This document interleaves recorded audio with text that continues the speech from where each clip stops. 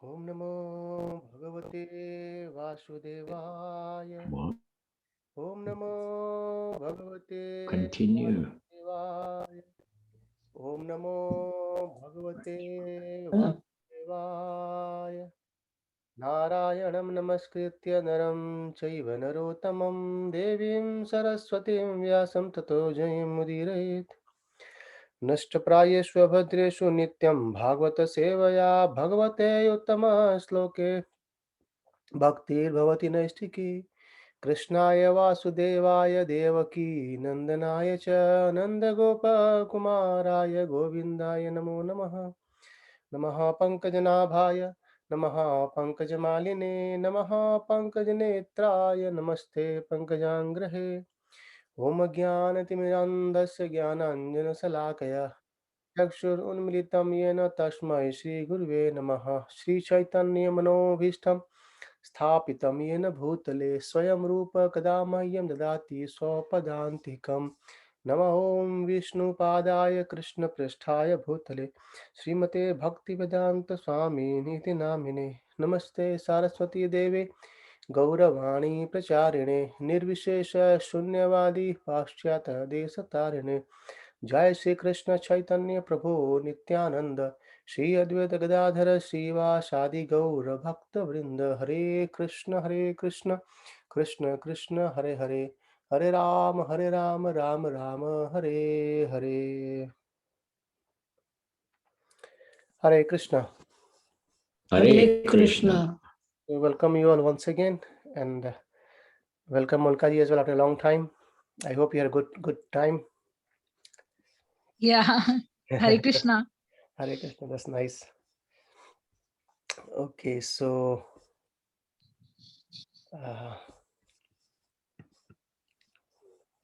let me share the slides. So we are discussing, yeah.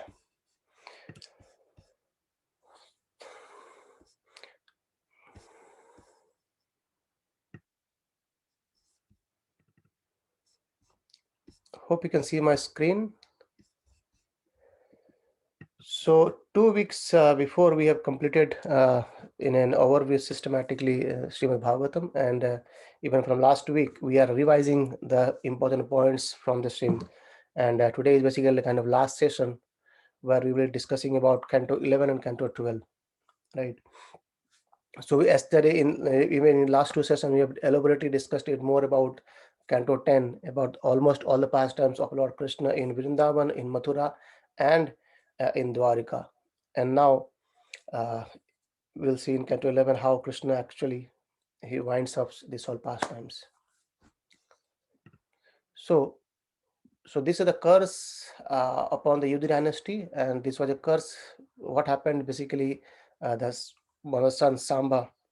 So Samba, he the kids not the kids, the boys, they actually try to have some playing mood with this sages, and they approached to sages saying that this is and they disguised this Samba in a form of ladies, and they made something on his stomach, and it looks like a pregnancy, and there's the ark. So please, the sages, please tell us that is going to give birth to a male or a female or a boy or girl.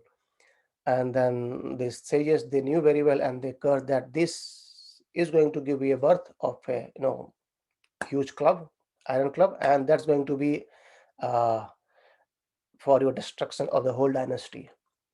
And then we see in how they went to Akrura and then said these things happened, and sorry, Ugrashen, and then they went, advised by Ugrashen, they went to the Prabhashetra, and there they actually they rub this the club, iron club into kind of powder, and then they went to the rivers of the ocean, and then even there a small bit of iron is left, and they threw it away. And this at the end we see in the last chapter of this canto describe that this powder they actually came out, and then they became great iron canes, and that at the end of this canto Lord Krishna advises everyone to go to Pravas Kshetra to repay, to do some sacrifice for this curse. And that happened to be, they started fighting and they kill all each other. So that will again come there. However, in between the curse and actual destruction of the dynasty, there comes a great discussion between Maharaj Nimi and the nine Yogendras. So what happens is Vasudeva, he actually approached to Nanda Maharaj, to Narada Muni and asked him, what shall we do?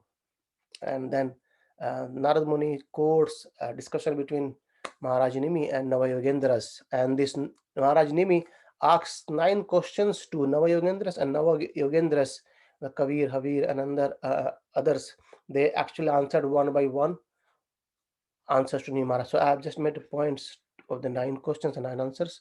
So the first question they asked is, what are the great, Nimi Maharaj asks is, what is the highest good? And the answer was given that Bhagavad Dharma is the highest good. So now we hear the very first canto from Bhagavatam as well.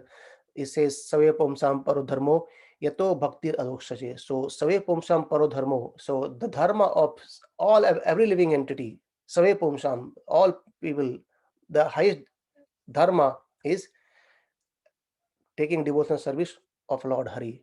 Save Pumsam Paro Dharmo Yato Bhaktir Adokshaje, doing bhakti of Adokshaja, Lord Sri Krishna. And that bhakti should be done like ahetuki apratiyata, so uninterrupted and unmotivated. That's how devotional services render onto the lotus feet of Sri Hari.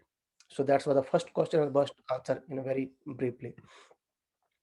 And then they asked the second question. He says, what are the qualities of practitioners? So the who are devotees and the practices, what are the qualities of that? And they're described in the 3 category, like Kanistha and Madhyama and Uttama Adhikari. So Kanistha are basically neophyte who have taken the first steps toward devotional service, and they accept Lord Krishna as supreme. However, they are not in more connection with the devotees. They just think as Krishna. And then the higher level goes is Madhyama Adhikari. Even they accept Krishna, as well as they respect all the devotees. Even from for senior they respect, and from junior they guide, and for their same age they make friendships. So this becomes the Madhyama Adhikaris, and the Uttama are basically exalted devotees, right? So these 3 categories they describes. However, the point is here, we are not supposed to judge anyone else that okay, he looks to be in Kanishta, or he looks to be in Madhyama, or he looks to be Uttama. This is basically for our own advancement, and it has been described by acharyas that every devotee should think himself as Kanishta Adhikari, and the mood should be that I want to become Uttama Adhikari. So in this way he should practice to become Uttama, but at the same time he himself always thinks as Kanishta. So that's basically humility, or he gains the humility in his own character. And then the third question was asked at what is nature and activities of Maya. So here we describe that this Maya actually makes this living entity jiva wandering in this samsara, in the cycle of birth, death, and old age and disease. So that's her job. So this is the Maya. It plays with this metal modes and binds us in this, and we need to go out of this. And there's the answer fourth question, that okay, if Maya binds us in the samsara, because we are eternal, we wanted to go to back to God and enjoy there serving Lord Sri Krishna in different uh, relationship. However, as we are bound by this Maya in this samsara, then how to overcome that? That was the fourth question. And the answer was given that surrender to Guru and perform bhakti. So Krishna says in Bhagavad Gita as well, Tad vidhi pranipatena pariprashnena sevaya. So surrender to the Guru with very faithfully inquire him that how to do, and the real Guru, or a bona fide Guru who is actually on the disciplic succession, he will actually advise us to perform bhakti towards Lord Sri Krishna. So that's how, by which we can overcome Maya. Prabhupada explains this point very nicely, that who can relieve us? The one who is completely relieved, isn't it? He is not being entangled. So Krishna is the one, Adhokshara is the one who is not entangled by this three modes or Maya. Then he can relieve us. Prabhupada gives example like a person is drowning in an ocean. If someone doesn't know swimming, or even in ocean, swimming is very difficult. No one can, you know, save this drowning person. But if someone comes from in a helicopter, he can actually pick, because he is not entrapped in the ocean. So in a similar way, these gurus or spiritual masters, they are on that platform, and they can pull us from this clutches of Maya into that world, or they can give us the path so that we can go to the back to Godhead. And then the fifth question was asked that what are the features of Lord, and there they explains about the three features of Lord. There's Brahman, Paramatma, and Bhagawan, and Bhagawan is the highest realization. So in three way we can realize Lord Sri Krishna. There is a Brahman. Brahman is the first. These Gyanis, they realize Lord in the form of Brahman, and Brahman is nothing but the effulgence of Lord Sri Krishna. Krishna says in chapter 14 in Bhagavad Gita, Brahmano hi Pratishtayam. So Krishna says that this Brahman or Brahmajot is actually is based on me, because it's my effulgence.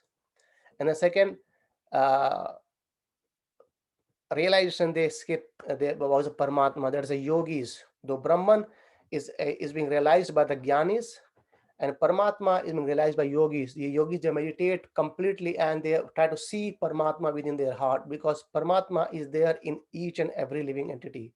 Krishna says, Aham Sarvasya Prabhavo. So in this Paramatma way, in this Paramatma expansion, Krishna resides in each and every atom. So that's the second expansion of Lord as a Paramatma. So and second realization of Lord as Paramatma. But then he said the highest or third realization is called Bhagavan. Bhagavan is one who is actually a person, is not impersonal. He's a person from whose expansion is Paramatma, whose effulgence is Brahman. And the Bhakta or the devotee, they realize Lord in the form of Bhagavan, and the devotee, they understand about Brahman as well as Paramatma too. So by understanding Bhagavan, we can understand Brahman as well as Paramatma. So three aspect of Lord can be understood with the path of devotion, with the path of bhakti.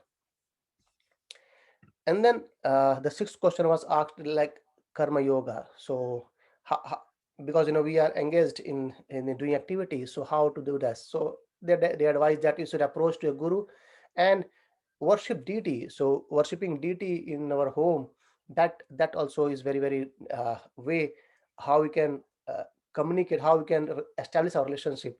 We are discussing yesterday, isn't it, about how Lord is so merciful that we we are entangled with this conditioned soul, and we cannot approach Krishna directly. And hence Krishna expanded himself, in manifested himself in these forms. Even Srimad Bhagavatam says about eight, in the eight forms Krishna comes, like stone, uh, wood, soil, clay, in stills, in metals. In this way Krishna comes. So Krishna become being merciful. He comes to us in his deity form so that we can worship him and establish our relationship. And I was hearing lecture a couple of days back, and there it was says, so normally what happens, we are supposed to disclose our hearts with someone, isn't it? Someone, we speak something to our wife, or someone to our very near and dear friends. So what happens if something we cannot express to anyone, and that comes the duty. So we should, if something is there in our heart which we cannot express to anyone, that thing we can actually express to our duty form, and we can communicate and we can talk with our duty. And we have seen in nice pastimes of Sakshi Gopal, how this Brahmana, he goes to Lord Hari and says, you have to come along with me. And Lord says, the statue that never walk. And then he replied, if you can talk, you can walk too. So Krishna, uh, he walked behind this Brahman and is well known as Sakshi Gopal, right? So that's how the worshipping of deity is very very required, especially for our grahastha. Prabhupada even quote many times that a grahastha should worship deity, and especially he says if you can worship uh, Gaur Nitai, that they are more merciful, Gauranga and Nityananda Prabhu, right? And then uh, they asked about the question about the pastimes incarnation of Lord. Then explained that about the Purusha avatars, guna avatars, and lila avatars, how Krishna expands in different Purusha avatars, Karnakashai Vishnu, Gravadakashai Vishnu, and Shurakashai Vishnu, and the guna avatars are Lord Brahma, Mahesh, and Vishnu, and the lila avatar, and there are unlimited lila avatars. Krishna comes to perform his pastimes. And then the next question was asked as destination for non-devotees. What happens if someone doesn't accept this path of devotional service, or someone become envious towards Lord Hari? Then the destiny is waiting for them as animal life, or in hellish planet, or are in distress. And then the last question was asked like, what are the color, form, names of Yuga avatar, and here it's being very, very elaborately uh, establishes the importance of Chaitanya Mahaprabhu, and they describes about Yuga avatars. In different yuga, there are different ways for performing austerities. Right, we'll discuss it again. And then there are different incarnations. That incarnation, there are different colors. Sometimes white, sometimes red, sometimes in Chaitanya Mahaprabhu's golden avatar, and then and they establishes the firm conviction of the movement by Chaitanya Mahaprabhu, the Sankirtana movement. I think it is the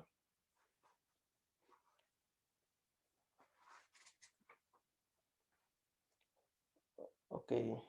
So I think we'll see it in the next canto as well over there. Just 1 second.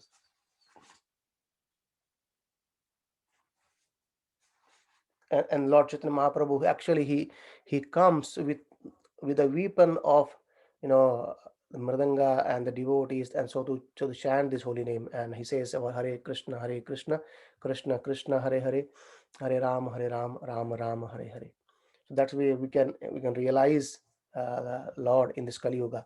And in chapter 12, canto 12, we'll discuss a bit more on this point, and because that establishes real identity of this Kali Yuga. That canto 12, it gives the symptoms of Kali Yuga, and also how glorious is Kali Yuga, right? And then after discussion between Nimi Maharaj and Yogendra, there's a great, nearly some 23 chapters of discussion happened between uh, Lord Krishna and Uddhava, because Uddhava understood that Lord Krishna is now, he's withdrawing his pastime and he's going back to God, his own abode. So Uddhava says, I want to go as well, but Krishna says, no, you have some other work to do, and after that you will come back to me. And the great in that great discussion, Krishna describes about the varnashram dharma, what are the duties of each varna and each ashrama, and then how this pure devotional service surpasses even the jnana yoga or karma yoga, dhyana yoga, and others. How the devotional service surpasses, and he describes about the three modes, how the three modes binds us, and how can we get away from these three modes, and then he explains about the Sankhya philosophy, about understanding this each items of this cosmos, how it's been created. Okay, so before that, I like to read some couple of verses from the teachings of Lord Chaitanya, Lord Krishna to Uddhava Dev. That's called as Uddhava Gita. So, couple of those. So, Lord Krishna instructs to Uddhava, saying that uh, though he instructs very vividly, but I'll read a couple of those. He says, "My dear Uddhava, the annual devotional service rendered to me by my devotees brings me under their control." So, just imagine, just by doing rendering devotional service, another devotional service, Krishna can be controlled. Krishna comes in control. However, the devotee doesn't want to control, but Krishna comes into his control. He says, Aham Bhakta Pradhino. So that's how Krishna has been controlled.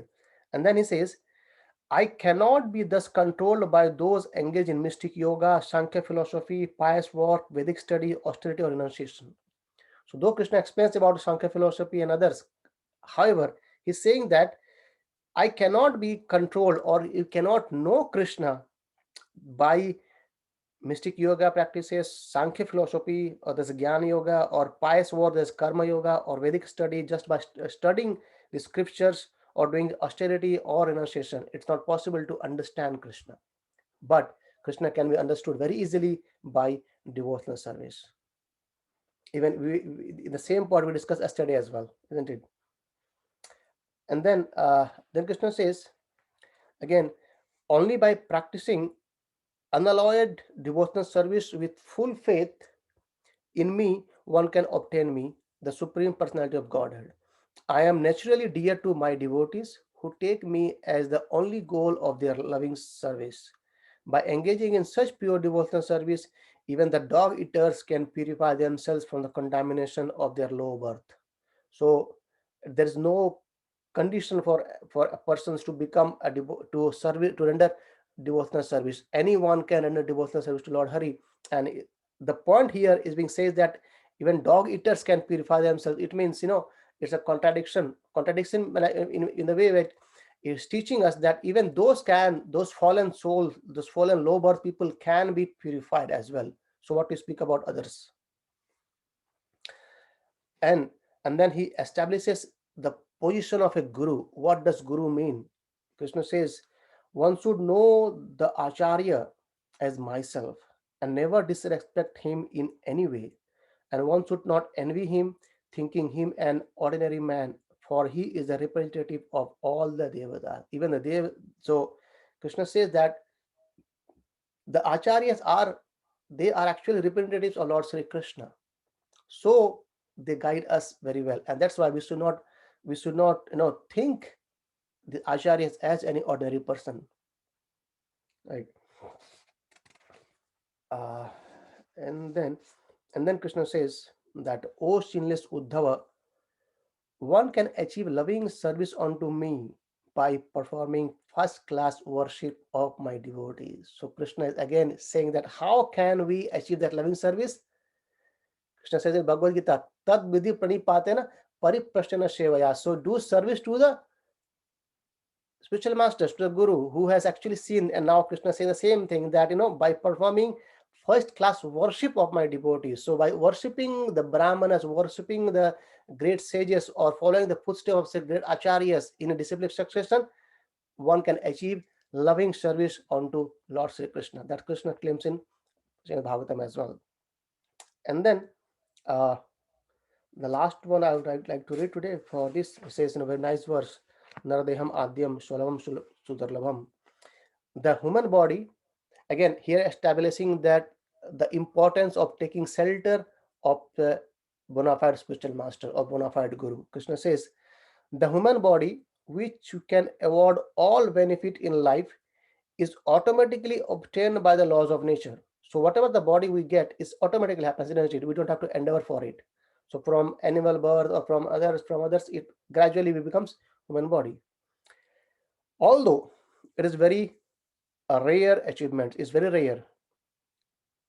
This human body can be compared to a perfectly constructed boat, having the spiritual master as the captain and the instruction of the personality of Godhead as favorable winds impelling it on its course. So this body can be compared as a very nice boat.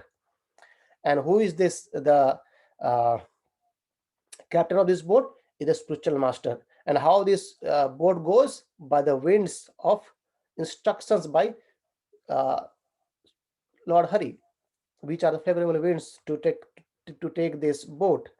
And considering all these advantages, a human being who does not utilize this human life to cross the ocean of material existence must be considered the killer of his own soul. So we understand from Bhagavad Gita that soul cannot be killed. But here Krishna says that if someone doesn't take this opportunity or does not utilize this human body to cross this nation, he becomes the killer of his own self or own soul. What does that mean? That means that if we do not utilize our human body for this, then actually we are degrading ourselves again back to this hellish planet or animal life, because from where we have got this human life. That's why I know that's why we are the only one responsible to ourself elevate or ourself go to degrade. So that's why Krishna says if someone uses it, they can cross the nations, because this body becomes a perfect boat to cross these nations of ocean, having taking shelter of spiritual master. Right. So these are the few points from 22, 23 chapters of instructions given by Lord Sri Krishna to Uddhava. And then the disappearance of Yadu dynasty happens. So Krishna asked everyone to go there, and they went there. They did some sacrifice, and after that, they started fighting with each other, and even they wanted to attack Lord Krishna and Balram. And then Lord Krishna and Balram, they took the canes and the bit started killing everyone being killed there. They began actually they fight with each other and they killed themselves.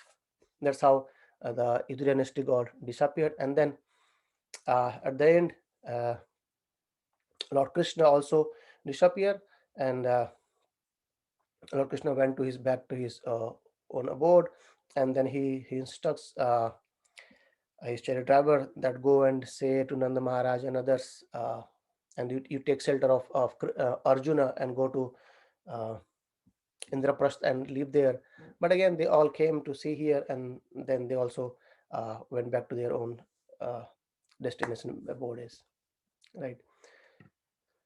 So that's how we complete Canto 11, and we'll enter the last. Prabhu, Yes, Prabhu.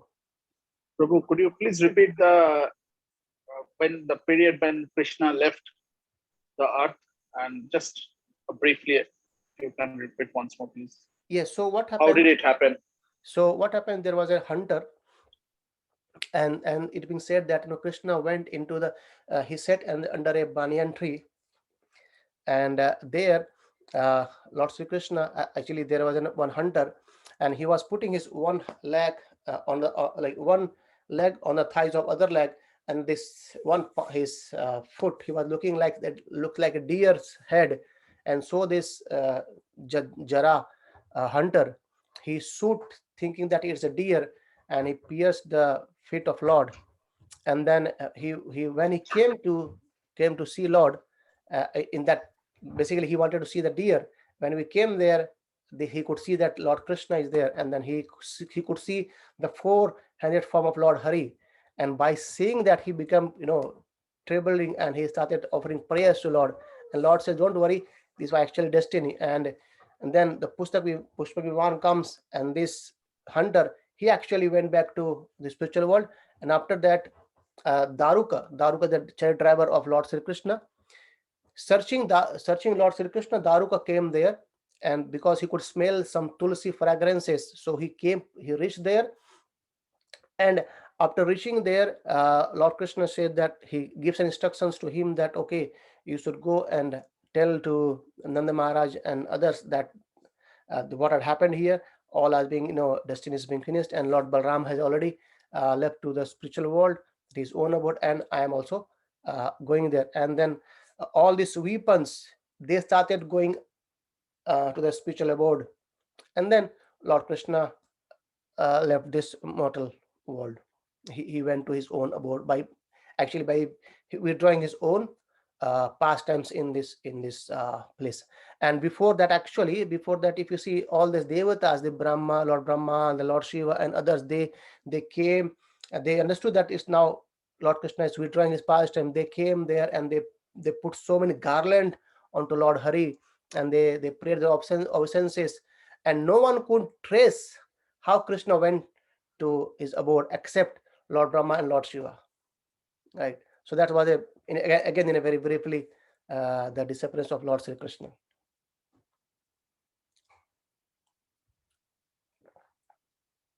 Is that okay, Prabhu?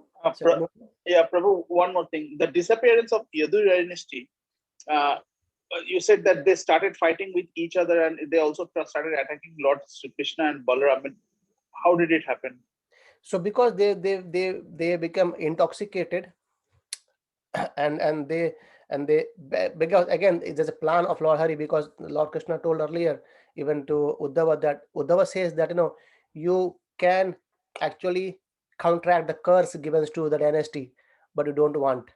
So because Krishna wanted to go back to his abode, and this Yadu dynasty, they have actually become so proud. The couple of answers question, I mean reasons being given, that Yadu dynasty has become so powerful, and if Krishna leaves this world, they could now devastate this whole universe as well. So that's why Krishna wanted to let them go first, and then he went, right? So this is again a plan of Lord Sri Krishna, how to wind up these all pastimes before he leaves. He takes everyone back, and whenever he comes, he brings all his associate first, and then he comes. So before he's leaving, he also takes everyone with them as well. So Yadu dynasty, everyone in the Yadu dynasty means they all were deities from the spiritual world. No, so Yadu dynasty actually it's all comprised of many things, like one are personal associate of Lord Hari, and some are the answers of devatas. They come to support in the pastimes of Lord Hari. So those who were the parts of the devatas, they actually they went into the Pravashetra. Others, like the associate of Lord Hari, like Nanda Maharaj and Vasudeva and Mother Devaki, they were there only in Dwarka.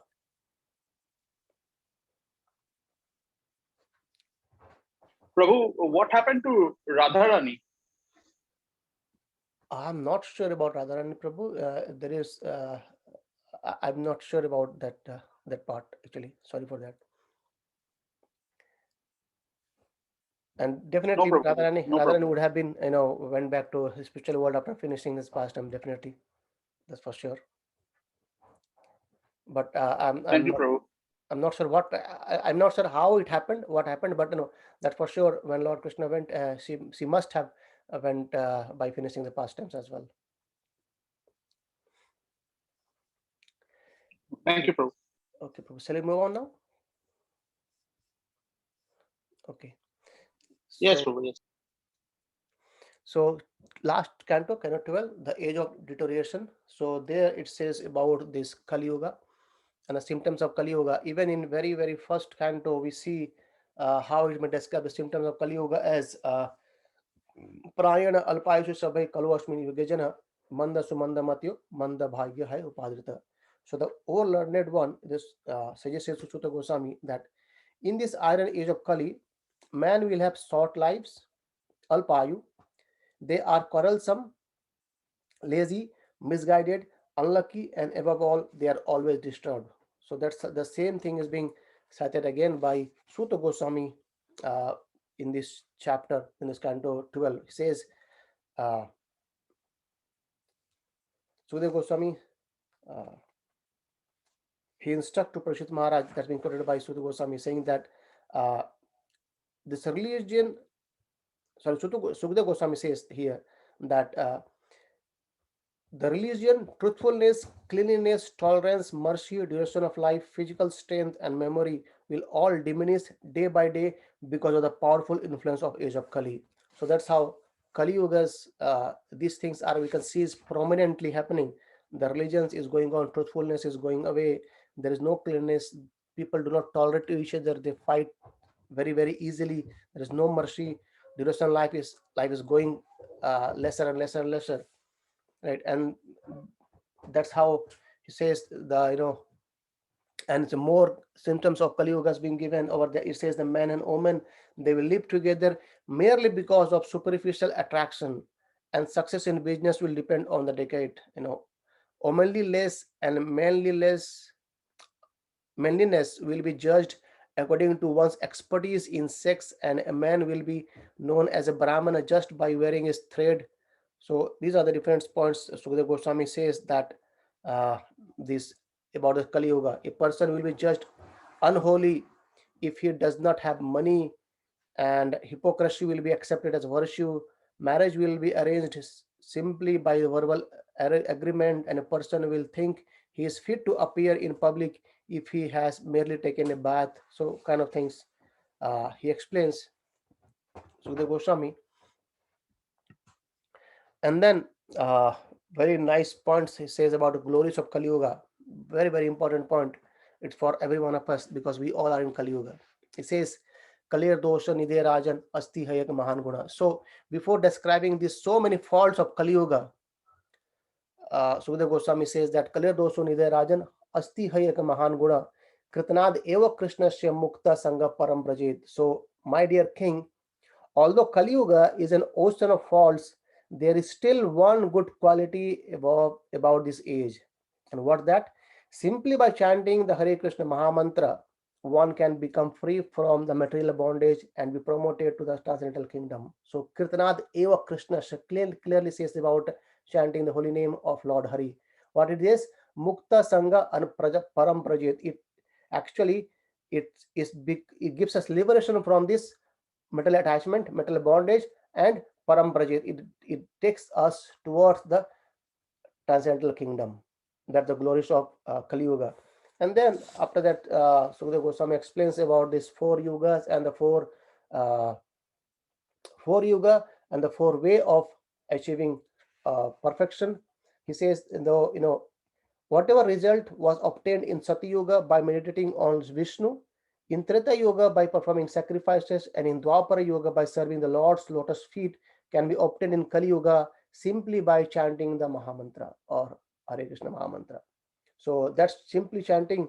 It says Kalau Tad Hari Kirtanam. So the verses say, so Hari Kirtan, become chanting the holy name of Lord, is as good as meditating in Vishnu, as in Sati Yuga, or performing sacrifices in Treta Yuga, or serving lotus feet of Lord Hari in Dwapar Yuga. So Kali Yuga, Hari Kirtana is the essence of everything. And then it's being described about the four types of annihilation, how annihilation happens. So one is called as occasional, that is naimittika. It means a partial uh, annihilation. It happens at each end of Brahma's day. So Brahma's day, one day we know about, in one day it has thousand of Chatur Yuga, that is 14 Manu comes in that one day, and after that everything goes back into water, and the Brahma sleeps for that very long time, one kalpa, and then again Brahma rises, so everything comes back again. So that's the called as Naimittika annihilation or occasional annihilation. And the second one is says Prakritika, uh, that is elemental. So this happens at the end of Brahma's life. So Brahma's lives for 100 years, and his one day is 1000 Chatur Yuga. So that's how Brahma lives for, even the same for night, and then he lives for 411 trillion or 311 trillion years as per our calculation, trillion years. So that's how age of Lord Brahma, and we merely live for 100 years, right? And the third one is Atyantika. Atyantika is ultimate. Ultimate annihilation is basically when we living entity jiva understand that we are not from this world and we have a relationship with Lord Hari. We need to go back to that world. That becomes Atyantika or ultimate annihilation. So that jiva gives us his material body and takes a spiritual body. And the fourth one, he says Nitya. Nitya is constantly, every time or every second we are deteriorating, isn't it? Annihilation going on somehow or other. That's how science says in every 7 years all the parts of the body get renewed, right? So there are the four way of annihilation been described. And then Parshit Maharaj passes away. So Sukadeva Goswami instructs Parshit Maharaj that about this. Again, he emphasizes about the knowledge of soul and the body, and he says, do not worry about this body. And we see how the Takshaka, he came in disguise of Brahmana, and then he by approaching Parshit Maharaj, he bite Parshit Maharaj, and Parshit Maharaj's body burned to ashes very soon. And after that we see how his son uh, Janmaja, he started doing a sacrifice. He arranged a sacrifice and call out the Brahmanas so that they could chant the mantras to pour all this snakes into the yajna. However, Takshakanak, he took shelter of Narada Muni, sorry, he took shelter of Indra, and Janmaje, he says, okay, chant mantra so that Indra also come and fall in this thing. But again, uh, I think Lord Brahma, he comes, Lord Brahma or Brahspati, I'm confused between these two. So once he comes and consoled him that, okay, no, it's not the right thing to punish everyone because of one's, did. So you stop your sacrifice. So he stopped his sacrifice, and that happens. And then there's a nice pastimes of Markandeya Rishi and Narayana Rishi being described, where Markandeya Rishi, he was a great devotee, and Indra, he wanted to deviate Markandeya Rishi, but he failed. He sent so many apsaras, but he failed. And then Narayana Rishi came to Markandeya Rishi, and Markandeya Rishi has the desire to see this Lord Krishna's illusory potency. So Lord made a plan for him, and he could see all the water coming over there, and he started drowning in this water. And basically, the night of Brahma, what happens? And then he was drowning, and somehow that he could see a banyan leaf, and in that banyan leaf, a small baby was lying, and he was actually licking his toe, thumb of the toe, thumb of his leg, and then he could see suddenly he went inside his mouth, and in his belly he could see whole universe. In that he could see his own ashrama, and then he came out again. So there's a pastimes of Markandeya Rishi, and then after this, Markandeya Rishi being glorified by Lord Shiva and Mother Parvati as well. So, and then uh, so as of now, uh, after before passing away of Parishit Maharaj, Shukdev Goswami left this place, and then Sudha Goswami started narrating other thing. And after that, the Sudha Goswami says about the Puranas, 18 Puranas, the division of Puranas into Sataguna, Rajaguna, and Tamaguna, and he establishes that Bhagavad Purana or Srimad Bhagavatam is the topmost of all Puranas. And then again, Sutta Goswami revises all the topics of Srimad Bhagavatam, what I have described till now in this chapter, very briefly. And then at the end, glories of Srimad Bhagavatam be described as how uh, glorious Srimad Bhagavatam is. And he says about Nimna Ganam Yatha Ganga, Devanam Achuto Yatha, Vaishnavanam Yatha Shambhu, Puranam Idam Tatha. So just as the Ganga is the greatest of all rivers, Lord Achyuta, the supreme among the deities, and the Lord Shambhu, the greatest of the Vaishnavas, so Srimad Bhagavatam is the greatest of all Puranas. So, and he says about the Srimad Bhagavatam is declared to the essence of all Vedanta philosophy, and one who has felt satisfaction from its nectarian mellows will never be attracted to any other literature. That's how even very early canto, we discussed about this verse, Nigama kalpataru galtam phalam sukha mukhad amrita drabya samritam. So this is that nectar, right?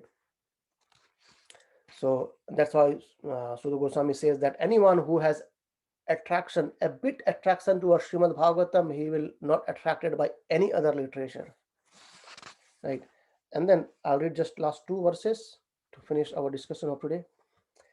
That's basically the glories of Srimad Bhagavatam. It says Srimad Bhagavatam is the spotless Purana. It is the most dear to the Vaishnavas because it describes the pure and supreme knowledge of the Paramhansas. This Bhagavatam reveals the means for becoming free from all material work, together with the process of transcendental knowledge, renunciation, and devotion. And anyone who seriously tries to understand the Srimad Bhagavatam, who properly hears and chants it with devotion, becomes completely liberated. So, just hearing Srimad Bhagavatam, reciting Srimad Bhagavatam with devotion, one becomes liberated. Even earlier also it has been described what the need of any other literature, right? That's how glorious Srimad Bhagavatam is.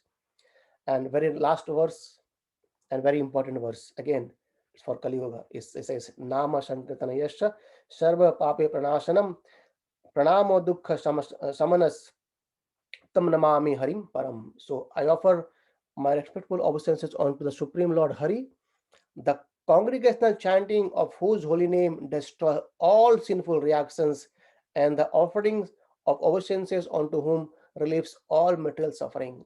So that's why we should go to temple, and then we should offer our obeisances, we should chant the holy name, and that's the glories of Srimad Bhagavatam, that's the glories of holy name of Lord Hari, that's the glories of the pastimes, the lila, the form of Supreme Lord.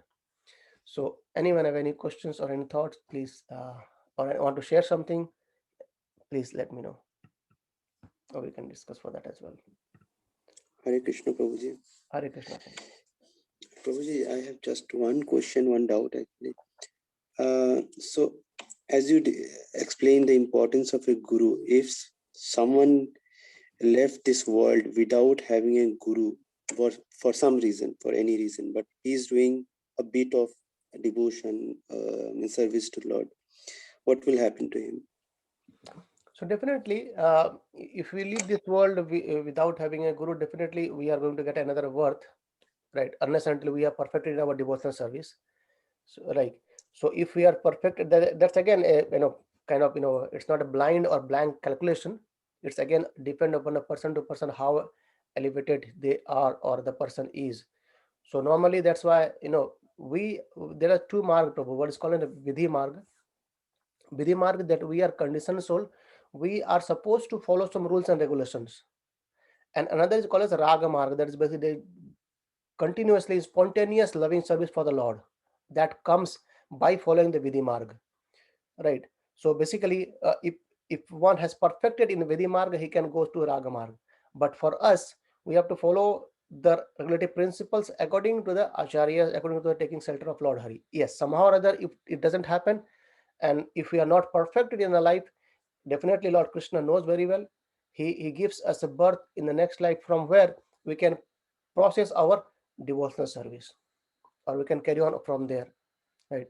And I'll share you uh, just a week, not more than that, a week or two backs. One of the Matajis actually says from, I think not wrong, it's from Pune or Mumbai, somewhere in India anyway. And she was in COVID, and she was lying on her bed with all this oxygen and others, and she got initiated. And after just initiation, in a couple of days, she left her body. So that was a dedication for her, even in the that distressed condition, she got initiated, right? And she got her accepted by spiritual masters. I think Bhakti Vikas Maharaj, I guess so. So, and then Maharaj was actually saying that, so this is the condition. This is the condition we should actually introspect and understand that this is going to happen for each and every living entity, whatever the condition is. However we are opulented, however money we have, how much enjoyment we do, but the condition is that definitely we are going to be tormented by the time of death, which is coming as death, right? So we should prepare for that time. So anyway, the answer for the question is there's not a blind or box where we can understand what happens, but definitely Krishna, he is in our heart as Paramatma. He does the best for his devotees. Hare Krishna, Prabhuji. Thank you. Hare Krishna. Any questions? Any thought of anyone else? Otherwise, I'll thank you all again for your great dedication and commitment. So we again revised in 2 weeks time, in 7 days, again Srimad Bhagavatam. And I was hearing a lecture from Gauranga Prabhu, I think it's long back. He says the Srimad Bhagavatam is what we say, I'm not getting the proper word, but he says it's very, very user friendly. Either you can discuss a single sloka for month and month, or you can discuss Srimad Bhagavatam, whole Srimad Bhagavatam, in just a couple of hours, right? So getting the essence of everything, or understand it elaborately. So thanks again to all of you for this nice discussion and having this Srimad Bhagavatam. Maybe I think in short we have completed twice Srimad Bhagavatam, isn't it? One in a overview way, and one in a very, very brief way.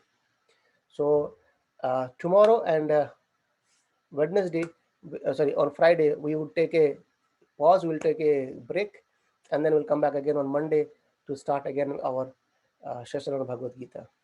So please play for me and play for everyone else, just so that we can continue our in the same spirit discussion on Bhagavad Gita as well. Thank you everyone. Grantaraj Srimad Bhagavatam ki, Jai. Prabhupada ki, Jai. Vaishnava Vrinda ki. Jai. Hare Hare Krishna, Prabhu. Hare Krishna. Krishna Prabhu. Hare Krishna, everybody. See you on Monday. Hare Krishna. Hare Krishna.